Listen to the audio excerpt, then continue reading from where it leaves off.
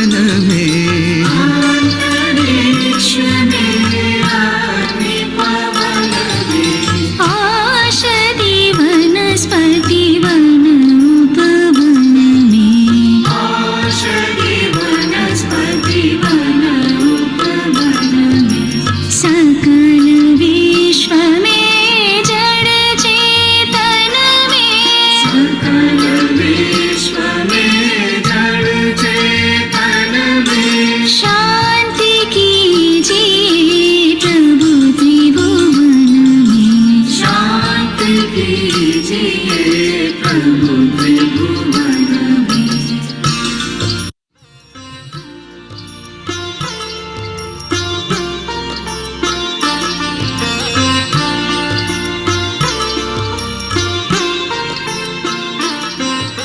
शांति की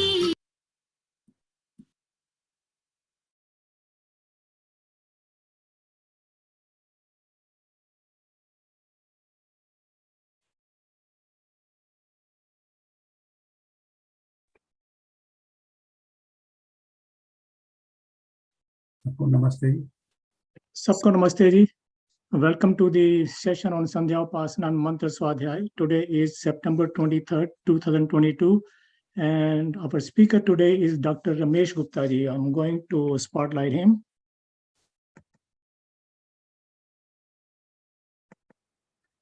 डॉक्टर साहब आपका स्वागत है संध्या उपासना में. तो आपकी आवाज नहीं आ रही, आप अब आ रही है? हाँ अब आ रही है. तो मैं को-होस्ट हो गया क्या? आचार्य जी प्लीज इनको कोर्स कर दीजिए. सुन भी रहे हैं कि नहीं, क्योंकि मैं I can not do it. Way co-host है. होस्ट है यहाँ दिखाई नहीं दे रहा. वो दिखाई इसलिए नहीं दे रहा कि एक सेकेंड अभी शेयर स्क्रीन करूँ ना मैं, जब तो है ना. नहीं host disabled participant screen sharing. हाँ अब हो गया, अब हो गया. अब आप बन गए हैं को होस्ट. अच्छा तो शेयर स्क्रीन अभी हाँ आ रही है, आ गया है ना. चलिए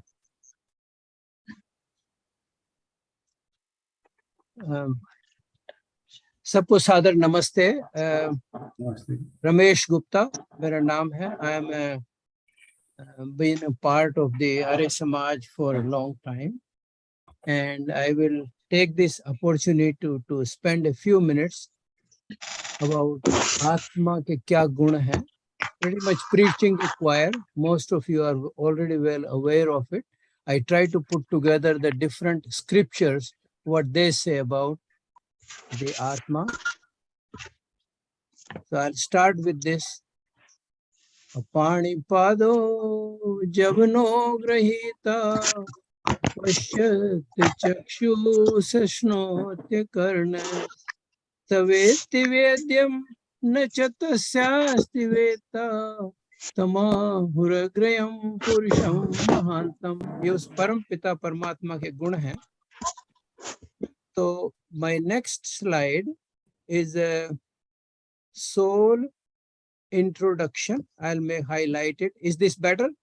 This is better. Okay. So, all right. So देखिए इस ब्रह्मांड में 3 तत्व हैं. There are 3 elements: the God, the soul, and the nature. They did some excavations in Mohenjo-daro, Harappa. They found those seals. There are 2 birds sitting on a tree. And the mantra to prove that is in the bottom. Dwa SUPARNAA SAYUJAA SAKHAAYAA SAMAANAM VRISKSHAM PARISHASVAJAATE TAYORANYAH PIPPALAM SWAADVATTYANASHNANNANYO ABHI CHAAKASHEETI. That means there are 2 birds sitting on a tree. The tree is the nature. The 2 birds, one of them is the soul, which tastes the fruit. We are in this universe. We do things. And the God is just a drashta and gives the judgment. वो कर्म फल व्यवस्था के अनुसार वो फल देता है. So there are three entities. God is only one. Souls are infinite. Both entities are conscious beings and eternal. ये बात ध्यान देने की है. So both God and soul, nobody creates souls. Both are there. आत्मा जो है न किसी का कारण है न किसी का कार्य है. It doesn't result in anything. It's there eternal. Soul never dies, nor a new one is created. You can't take a piece out of God. There is this concept of Advait that probably is, does not make any sense, because where there are qualities soul doesn't have of the God. If you take a piece of something, it should have those qualities. It doesn't. Now, there is always this question as to when does the conception begin? When does the life begin?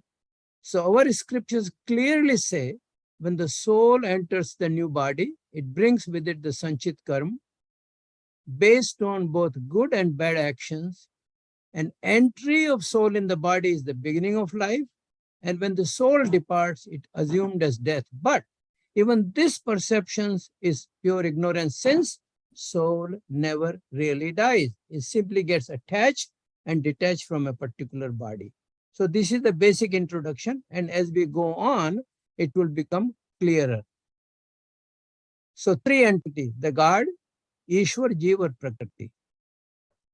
Since the soul is non-physical, it doesn't have any measurement. It's not a particular, and there are different Upanishads and Darshans. They all go on to dramatically describe that their soul is non-physical. How does it work though? It uses 24 tools for its interaction with the universe, or at least with the body. Those tools are Man, Buddhi, Chit, Ahankar, or mind, intellect, Chit and Ahankar. 5 Gyanendriya, 5 Karmendriya, 5 Suksham Bhoot, or 5 Sthul Bhoot, Agni, Vayu, Jal, Prithvi, or Akash. So these are the 24 tools, and 5th is Atma. So there are total of 25 things. So soul, anytime we do something, we need tools. The soul being non-physical, it has to have these tools to connect with the body, make the body do things. Now, one thing very important, mind is both physical and non-physical, and is both sensory and motor. Man jo hai, you think and act both. Now, dukh or sukh kisko hota hai? It is the soul which feels the pain and pleasures of life, not the mind. कहते हैं ना मन में दुख हो रहा है. Mind is just tool for the soul. I read a book, Raymond Moody. He is a psychiatrist, life after life. He goes on and he interviewed people who had near-death experiences. And he suggested that people who were near death or we were thrown out of the vehicle and they came back, they could see that they are separate from their body. So, but this analysis is not perfect for Punarjanma, but it stops short of that, but it suggests that. So I think this is a book worth reading, Raymond Moody, Life After Life. It's one of the best sellers. Now, having given this introduction, I will give some of the documents of our scriptures, what it says about the soul. जैसे कठोपनिषद में उसको वल्ली बोलते हैं, उसको chapters को. So when this child Nachiketa was curious, and when finally he insisted कि उसको बताया जाए कि आखिर ये कौन है, आत्मा क्या है, परमात्मा क्या है, तो in that reference Acharya Yam explains the form of souls as followed. न जायते म्रियते व विपश्चिन्नायम कुतश्चिन्न बभूव कश्चित अजो नित्य, अजम जिसका जन्म नहीं होता है, शाश्वतोयम पुराणो न हन्यते हन्य माने शरीर है। यही बात गीता में कही है, वांसांसि जीर्णानि यथा व्याह, in that sense. And similar month is there in the Gita also shlok. The meaning is that soul is a conscious being and is neither born nor dies. So the soul is neither an act nor a reason for anything or anyone. So न किसी का कार्य है न कारण है, इसी तरह से परमात्मा न किसी का कार्य है न कारण है. And soul is ever present, does not die, it doesn't perish with the body. So this is what Kathopanishad says in this chapter. Shvetashvara Upanishad is amazing. You read it, ऐसा लगता है उस परमात्मा से बातें हो रही हैं जब कठोपनिषद पढ़ो तो उसके जो एक चैप्टर है उसमें जो 3 मंत्र हैं जो उपनिषद को मंत्र बोलते हैं, बाकी गीता के श्लोक हैं, रामायण के श्लोक हैं, उपनिषदों तक उनको मंत्र बोलते हैं. देखिए आप कितना अच्छा डिस्क्राइब किया है श्वेताश्वतर उपनिषद के दिस चैप्टर नंबर 3 जो नंबर 7 मंत्र है उसमें अंगुष्ठ मात्र एंड रवि तुल्य रूप है. You don't need to look at the rest of the मंत्र, इज कॉम्प्लिकेटेड, बट अंगुष्ठ मात्र, अंगूठा होता है ना अपना अंगूठा, तो God is like, and also ईश्वर को भी कहा है अंगुष्ठ मात्र. इस तरह से आत्मा को भी कहा है, जैसे छोटा बच्चा होता है ना अंगूठा पेरेंट का अंगूठा पकड़ के चलता है तो वो समझता है मैंने पूरे पेरेंट को पकड़ रखा है. तो बेसिकली ये कॉन्सेप्ट है कि the soul lives in the हृदय प्रदेश. अब हृदय प्रदेश is not a physical heart, but in that general sense, in that area soul lives. Soul कितने हैं बॉडी में? एक. कहाँ रहता है आत्मा? हृदय प्रदेश जिसको बोलते हैं. तो since it lives in that in a non-physical form, it is compared to the thumb in the body. लेकिन उसका नेक्स्ट पीस क्या है? रवि तुल्य रूप है. सूर्य तो बहुत बड़ा होता है. Why? If it is so tiny, how can it be Ravi? Because once it is connected to the मन और प्राण, शरीर को चलाता है, जिस शरीर में होता है उसको पूरा चलाता है, दुनिया से इंटरेक्ट करता है, इसलिए वो बहुत बड़ा भी उसको कहा गया, like a son. So the soul is non-physical and considered smallest and also the biggest. Now next मंत्र देखिए आप, इसमें वो कहते हैं कि एक बाल के 100 टुकड़े करो और उसके 100 टुकड़े करो और उसके 100 टुकड़े करो. It's just a dramatic explanation. Soul is non-physical. So soul is smaller than smallest of the smallest of the smallest.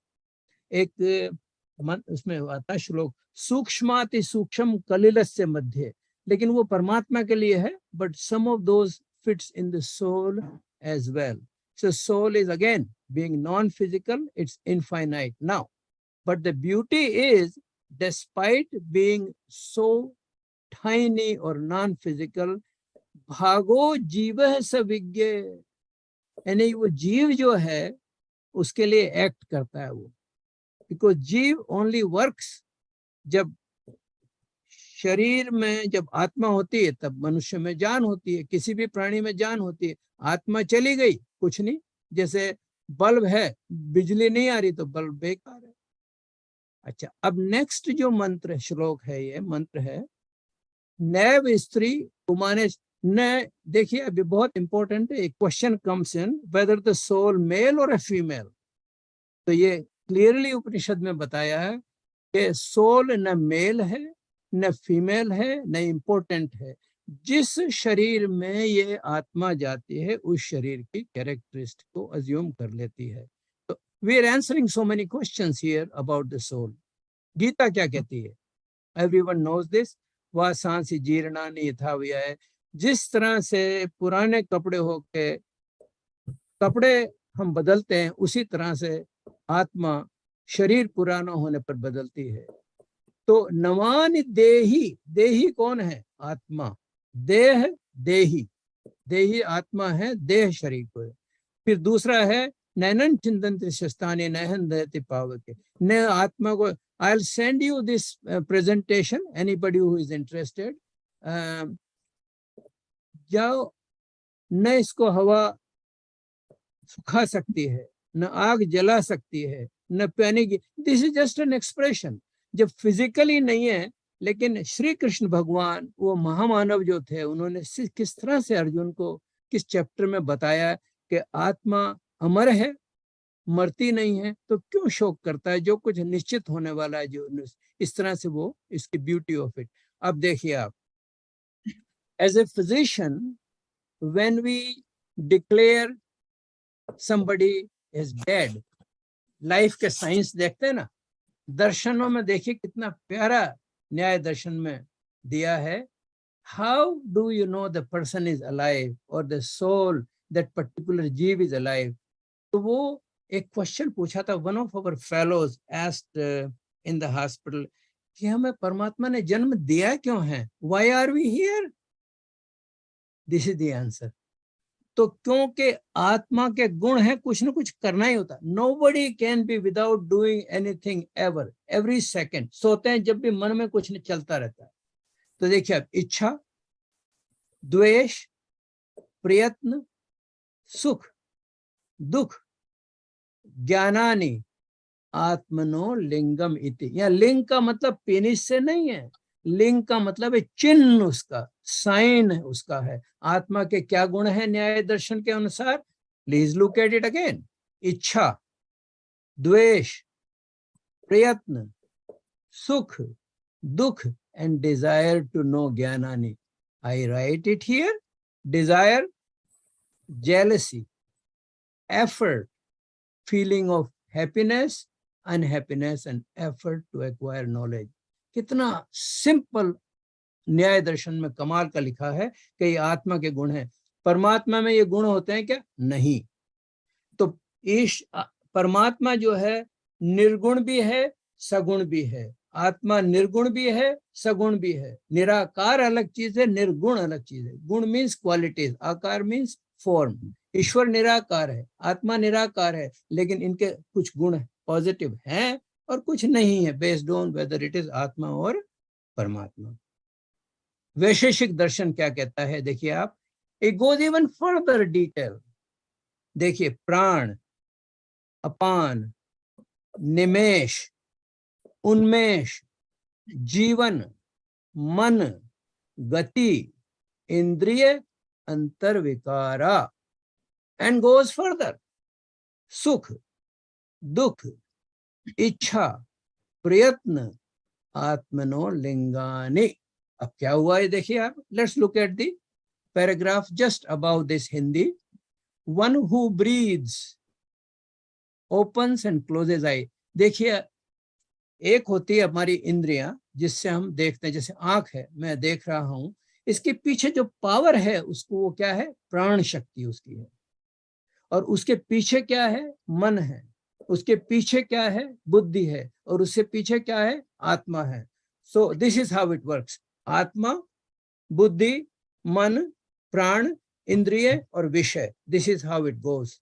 So in the reverse order, विषय, प्राण, मन, then we have the बुद्धि, आत्मा और परमात्मा। इस तरह से this is how it goes. So anyway, the one who breathes, opens and closes eyes, is born, thinks and makes decisions, moves, has senses and body parts, and a feeling of desire, jealousy, make effort and works hard.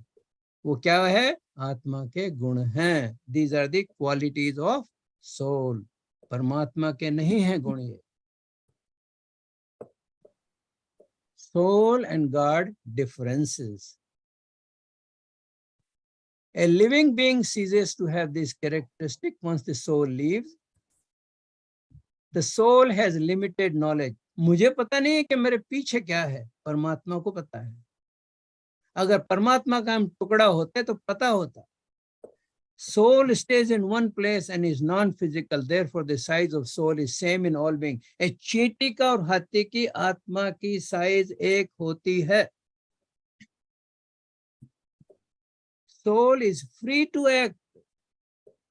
हम वो नहीं है, we are not robots pre program के भगवान करेगा जो होगी, that's a निष्कर्मता। We are free to act, but the fruits of action are resultant of the universal laws of supreme। परमात्मा भी नहीं बदल सकता।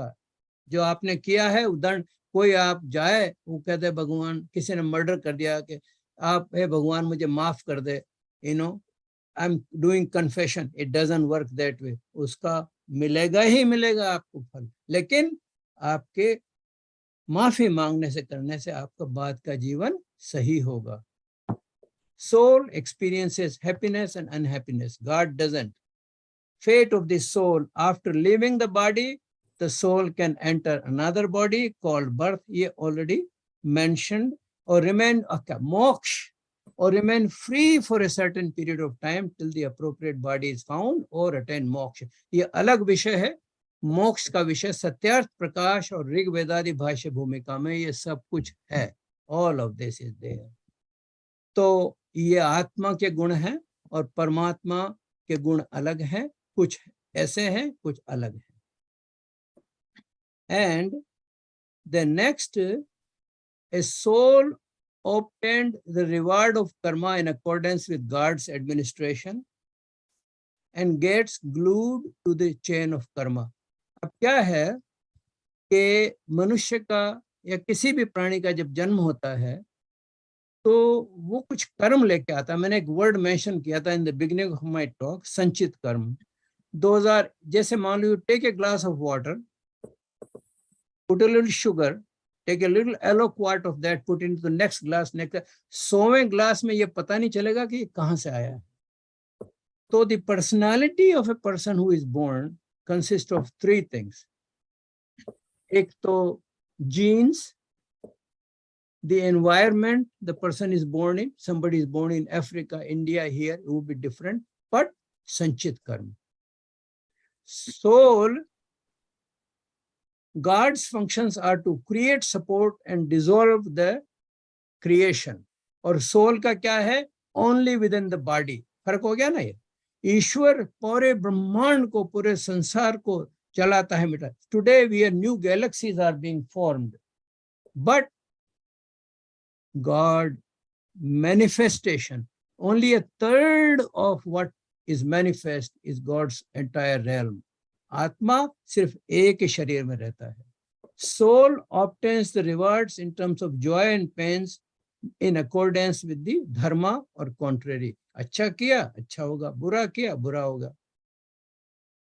तो ये कर्म फल व्यवस्था के हिसाब से, it cannot be changed। और ये फाइनल स्लाइड है probably। Relationship between individual soul and God is that of pervaded and pervading। ज्ञाता मतलब भोक्ता और भोग्य, देह और देही। Individual soul by nature is limited at a particular location। ये repetition है just to emphasize the point।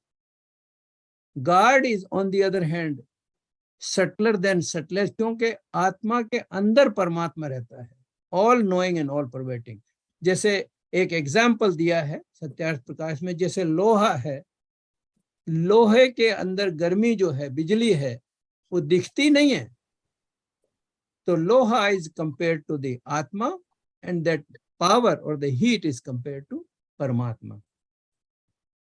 Besides the pervading relationship, they possess relationship as servant master। Actually, ईश्वर को हमेशा पिता कहा है, वो हमारा पिता है, वो हमारा कोई मालिक भी कहते हैं, सपोर्ट भी उसकी मिलती है।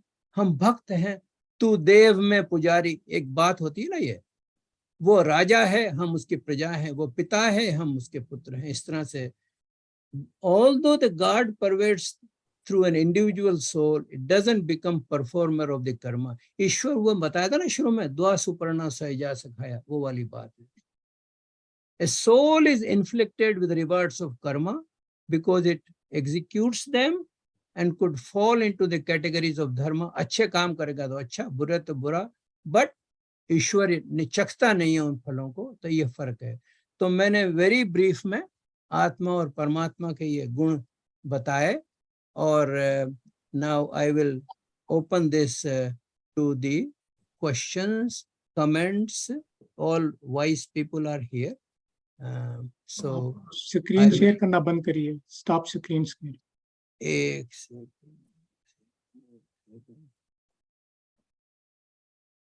Share, stop share. हाँ, अब ठीक है. So I think Dr. Gupta has to leave in about 5 minutes. So if you have any questions, you may ask him now. And after that, I will perform the Sandhyaa. किसके पास कोई question है तो please unmute and ask quickly. He may not have time to elaborate too much, but he can do it in a later lecture. Doctor साहब प्रणाम. आपने जो thumb का उदाहरण दिया वो आपने आत्मा का साइज कहा? जी हाँ. ठीक.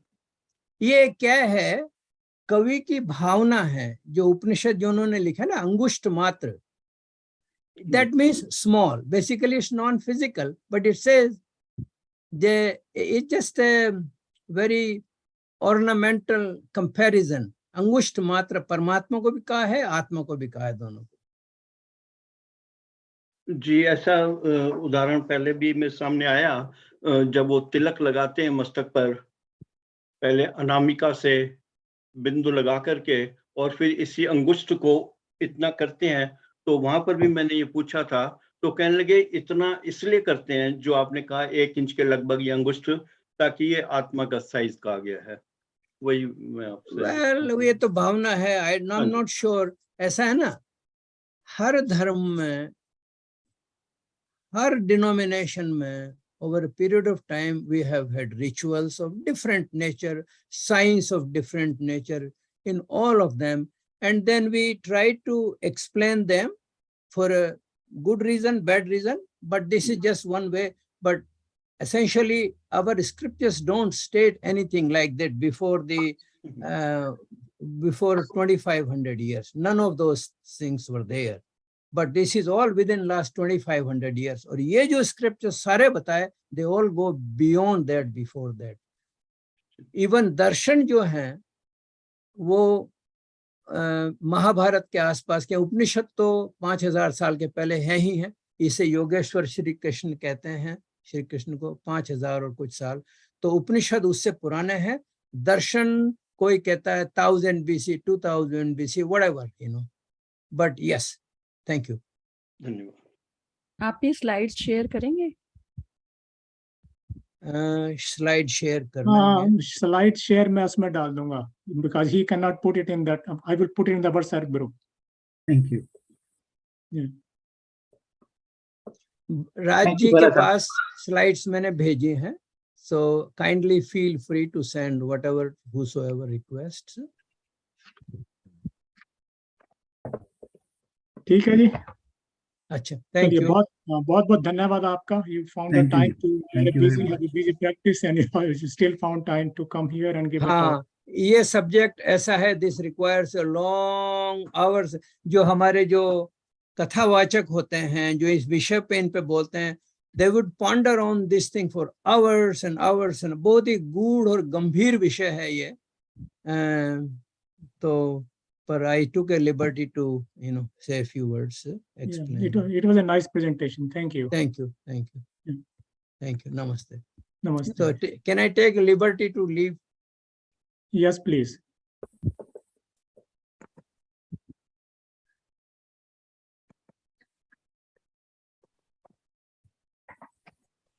So I will perform the Sandhyaa today. We will close our eyes and recite Om one time. And then with the Gayatri mantra, we'll move on to the other mantras. Om.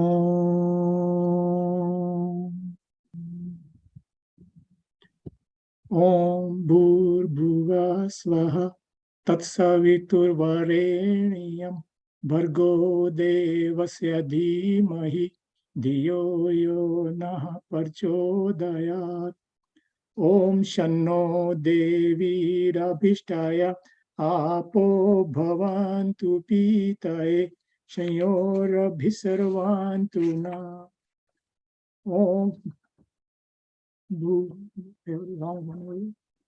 Om Vak Vak, Om Prana Prana, Om Chakshu Chakshu, Om Shrotram Shrotram, Om Nabhi, Om Hridayam, Om Kantha, Om Shirha, Om Bahubhayam Yasho Balam, Om Kartal Kar Prishthe, Om Bhuhu Punatu Shirashi, Om Bhuvah Punatu Netrayo, Om Swaha Punatu Kanthe, Om Maha Punatu Hidaye, Om Janaha Punatu Nabhyam, Om Tapah Punatu Padayo, Om Satyam Punatu Punha Shirashi, Om Kambram Punatu Sarvatra. Om Bhu, Om Bhuvaha, Om Swaha, Om Maha, Om Janaha, Om Tapaha, Om Satyam, Om Ritancha Satyancha Bidadat Pasodhaya Jayata, Tato Ratra Jayata, Tatah Samudro Arnava, Om Samudra Dharnavadadi, Samvatsaro Ajayata, Ahoratrani Vidad Vishvasya Mishuto Vashi, Om Surya Chandra Masau Dhata, Yatha Purvam Kalpayat, Divancha Prithvim Chantariksha Matho Swaha, Om Shanno Devi Rabhishtaye, Apo Bhavantu Pitaye, Shayorabhisarvantu Nah.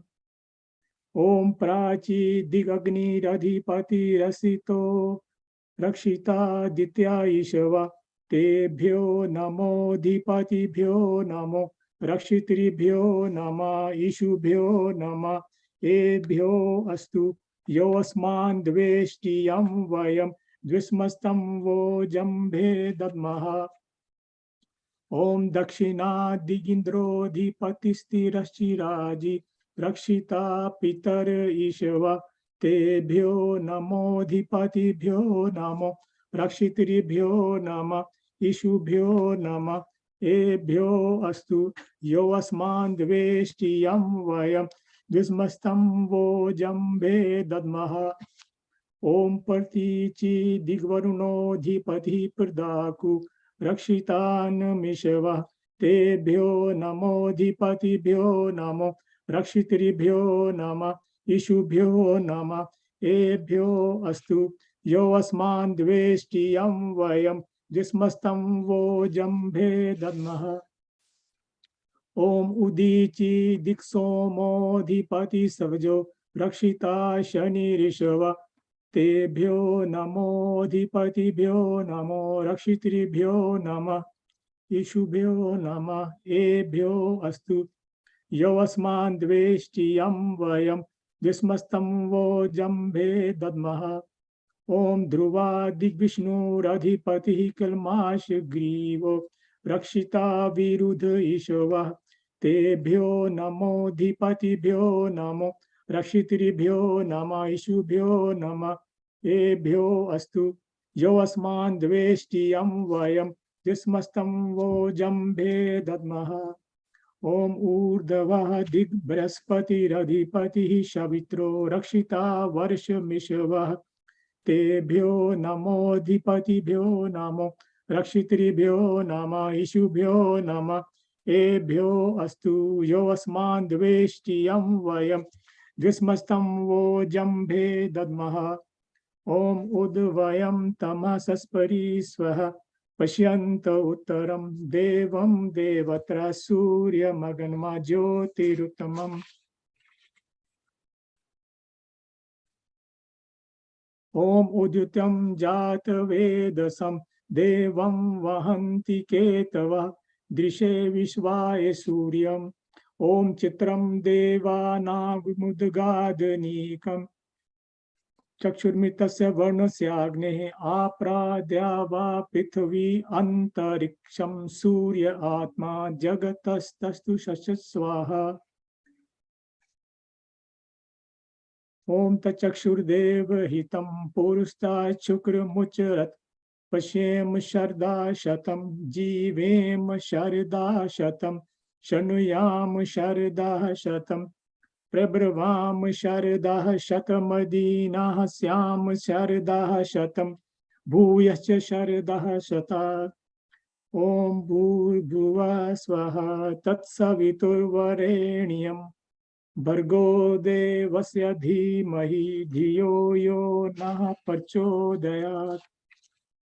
हे ईश्वर दयानिधे भगवत कृपा अने जपोपासनादि कर्मणा धर्मार्थ काम मोक्षाणां सद्य सिद्धिर्भवेन्न। ओम नमः शंभवाय च मयो भवाय च नमः शंकराय च मयस्कराय च नमः शिवाय च शिवतराय च। ओम शांति शांति Shanti iti Brahma Yajna Vidhi. You can rub your hands and apply it to your forehead and gently open your eyes. So that finishes the Sandhya. Dr. Ramesh Gupta had to leave for another engagement, so I don't know if you have any questions, you can ask me and then I can forward it to him, and he can perhaps answer it later on. But this question about this Atma is like an अंगूठे की तरह जब बता रहे हैं ये thumb की तरह size का, that part I don't understand either, because Atma is supposed to be the subtlest of the subtle. अगर चींटी में भी वो आत्मा प्रवेश किया हुआ है तो it cannot be the size of a thumb. So that